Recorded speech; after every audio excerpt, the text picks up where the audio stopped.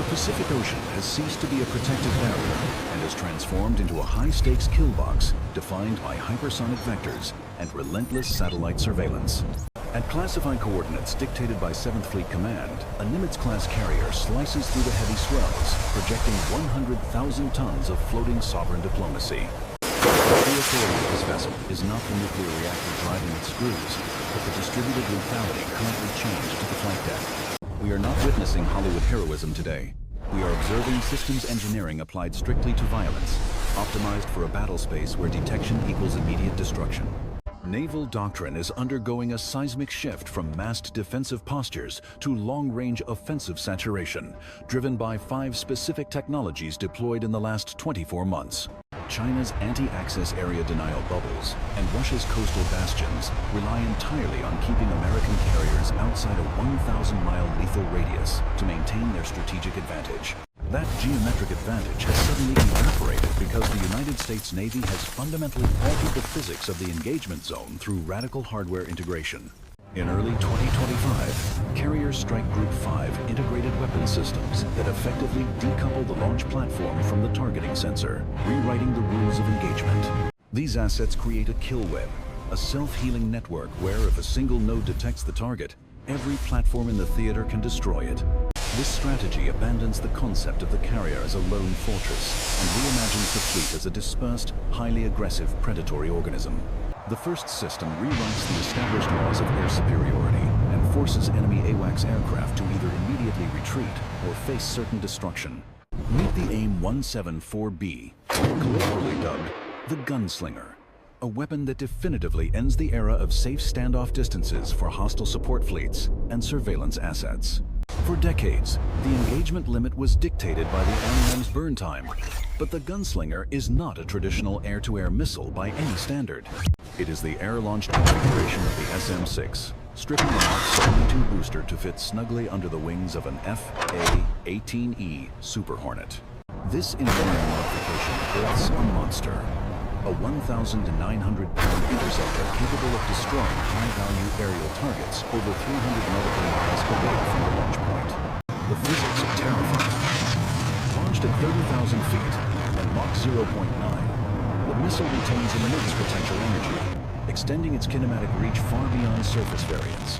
It climbs rapidly into the thin atmosphere, cruising at Mach 3.5, closing on targets before their radar warning receivers can even process a lock-on.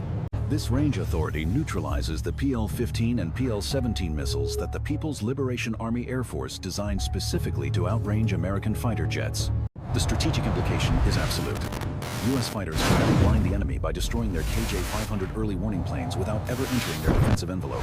If you blind the sensors, the entire integrated air defense system collapses into chaos, leaving the enemy fleet exposed to follow-on strikes. But the Gunslinger's lethality is multiplied by the Naval Integrated Fire Control Counter-Air Architecture, known as NIF-CCA, which serves as the nervous system of the fleet. The Super Hornet does not need to see the target. An E-2D Hawkeye, or an F-35 forward of the line, transmits the track data via Link 1.6. The launching jet is merely a truck. The network provides the precision, guiding the missile until its own active radar seeker takes over for the kill. This is distributed maritime operations in practice. A single fighter volley-firing missiles at targets it cannot see, controlled by a radar horizon hundreds of miles away. Beyond air superiority, the AIM-174B brings a secondary devastating capability to the maritime domain, a potent anti-ship ballistic strike function against surface combatants. Its 140-pound blast fragmentation warhead, traveling at supersonic terminal velocity, delivers enough kinetic energy to mission kill a frigate or destroyer upon impact. This dual-role capability forces enemy commanders into a defensive crouch, unsure if the incoming track is hunting their jets or aiming for their hulls. While the Super Hornet provides the mass, the second key system provides the stealthy precision required to crack the door open for the rest of the fleet. Enter the F-35C Lightning II, not just as a fighter, but as the primary tactical sensor node of the entire fleet architecture. Critics often focus on dogfighting metrics, ignoring that the F-35C's primary weapon is its sensor fusion and its ability to carry the AGM-158C LRASM. The long-range anti-ship missile is an intelligent, autonomous cruise missile designed for environments where GPS and communications are jammed by enemy electronic warfare. Unlike legacy harpoons that fly a predictable bearing, the LRASM uses a passive onboard sensor suite to sniff out enemy emitters and locate targets. It navigates via waypoints to skirt known air defense threats, approaching the target fleet from unexpected vectors at extremely low sea-skimming altitudes. The F-35C carries these weapons externally for maximum strike profiles, sacrificing some staff cross-section to deliver a 1,000-pound penetrating blast to the enemy. But the real nightmare for the enemy is the data. The F-35C penetrates the red zone, identifies the high-value carrier, and passes the solution back. Destroyers hundreds of miles back receive this data, launching weapons from safe standoff ranges, keeping the capital ships immune to counterfire.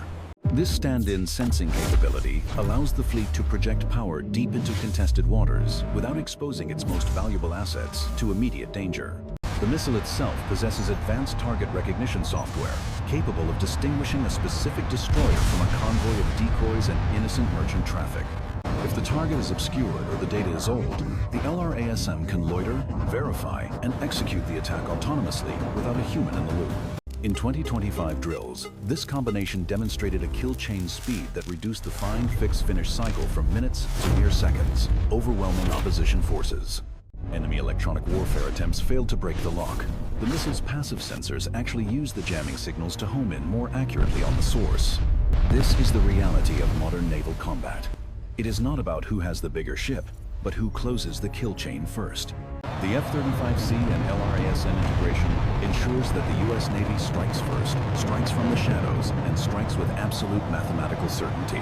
While the offense extends its reach, the carrier's own defense has evolved to counter the proliferation of saturation drone attacks and cruise missiles. We must pivot to the inner defensive layer, where the timeline for survival is measured in milliseconds, and automated logic decides who lives or dies. The threat landscape has shifted from single cruise missiles to swarms of cheap, loitering munitions designed to overwhelm radar channels through sheer volume. To survive this density of fire, the Navy relies on the RIM 116 rolling airframe missile, specifically the Block 2 variant, for last-ditch defense. This is not a static interceptor. It is a hyper-agile kinetic kill vehicle housed in the Mk-49 launcher, holding 21 ready-to-fire rounds.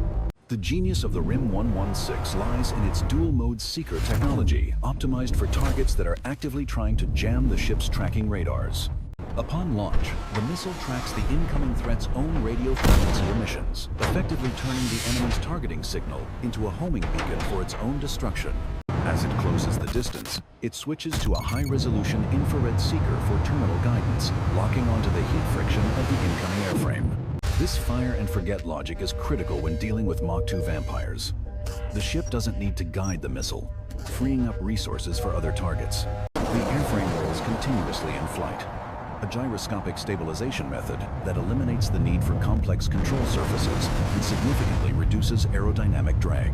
Combat data from recent Red Sea engagements confirms the system's efficacy against asymmetric threats, including low observable loitering munitions and anti-ship cruise missiles.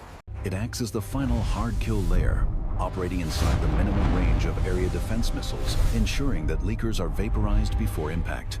But a carrier group cannot rely solely on point defense.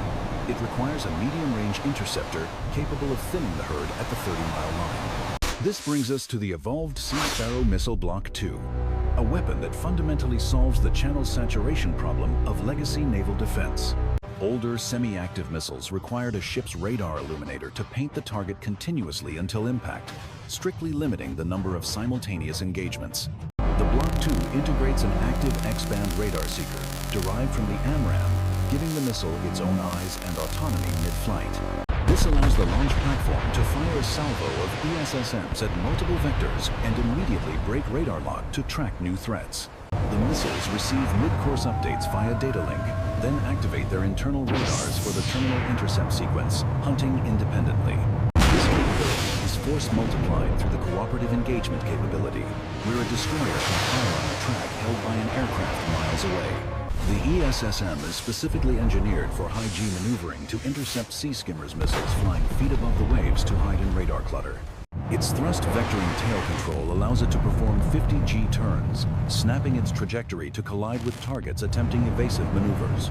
With quad packing capability in the MCOV 41 vertical launch system, a single destroyer can carry dozens of these interceptors without sacrificing offensive loadout. This creates a dense defensive sphere where the probability of kill per interceptor approaches statistical certainty, even against supersonic adversaries. Yet, the defensive shield is only as strong as the air wing that enforces the perimeter, which relies on the modernized backbone of the fleet. The F-A-18 Super Hornet Block 3 is not a simple life extension program. It is a total avionics overhaul designed for the information age. While the F-35 provides stealth, the Block 3 Super Hornet brings payload capacity and advanced networking to the 4th Gen Plus fight. The airframe service life has been extended to 10,000 flight hours, ensuring these assets remain operational through the high-tempo deployments of the 2030s. The most critical upgrade is the advanced cockpit system. Replacing analog gauges with a customizable 10 by 19-inch touchscreen display for superior situational awareness. This interface manages the distributed targeting processor networked, a computer 17 times more powerful than previous mission systems. It allows the jet to fuse data from the F-35, E-2D, and shipboard Aegis systems into a single coherent picture of the battle space. To address the range deficit in the Pacific field, Block 3 integrates conformal fuel tanks that add 3,500 pounds of fuel. These tanks incur zero drag penalty while extending the combat radius by roughly 120 nautical miles. This allows the carrier to stay further out of reach of shore-based ballistic missiles while maintaining a persistent air patrol presence.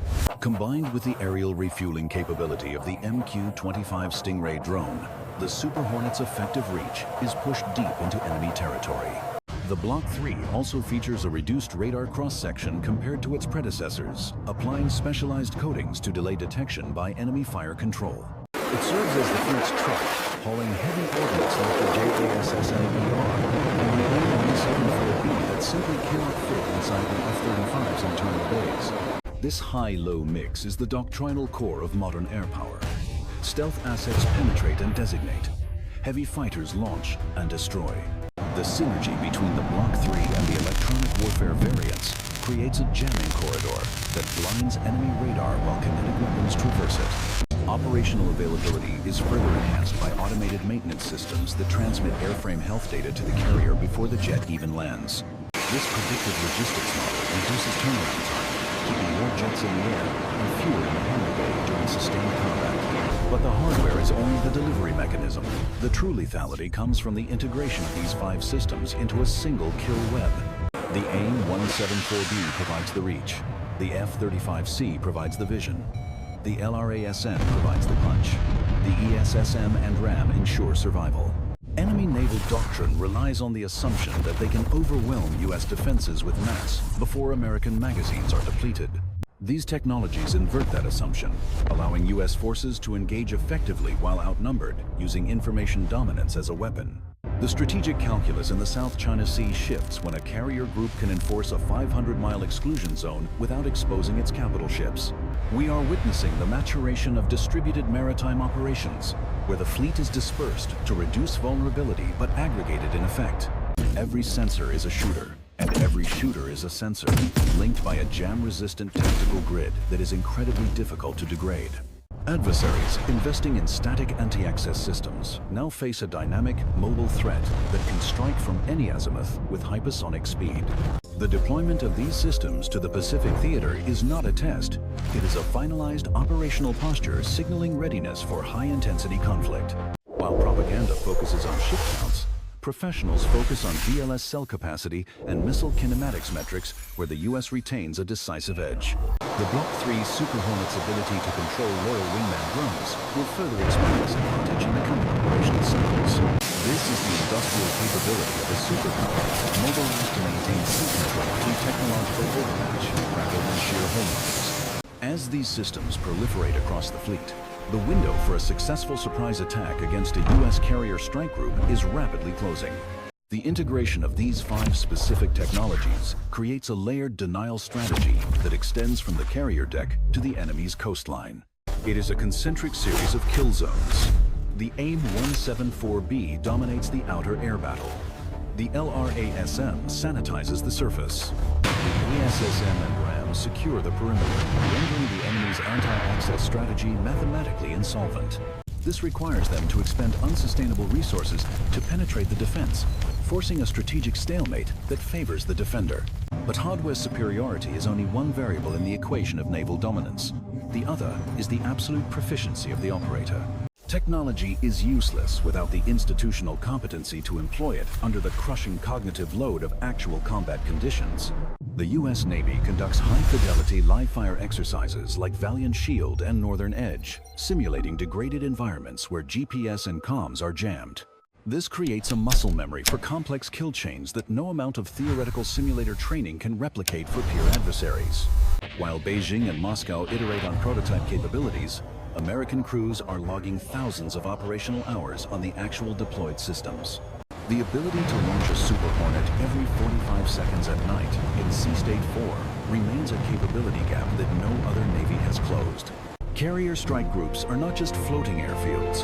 They are diplomatic instruments backed by the promise of overwhelming kinetic violence. The mere presence of a Ford-class or Nimitz-class carrier changes the political calculus of hostile actors in the region immediately. It signals that the United States possesses the logistics to project power globally, independent of host nation basing rights or permission.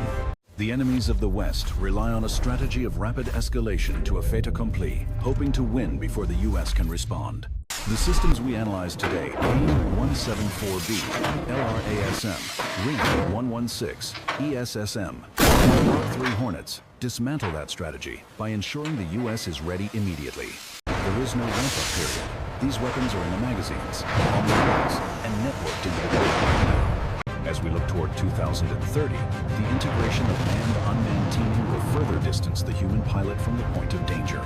The foundation laid by the F-35C's sensor fusion is the precursor to fully autonomous wingmen that will act as decoys, sensors, and weapons trucks. This trajectory ensures that the cost of aggression against American interests remains prohibitively high for any rational state actor. The narrative of American decline is contradicted by the engineering reality sitting on flight decks in the Philippine Sea today. While the geopolitical landscape is volatile, the physics of intercepting a Mach 3.5 missile remain constant and unforgiving. We do not deal in hope, we deal in range, payload, probability of kill, and sensor resolution. The U.S. Navy has optimized these variables to ensure that the Pacific remains an open maritime competence, guaranteed by superior firepower.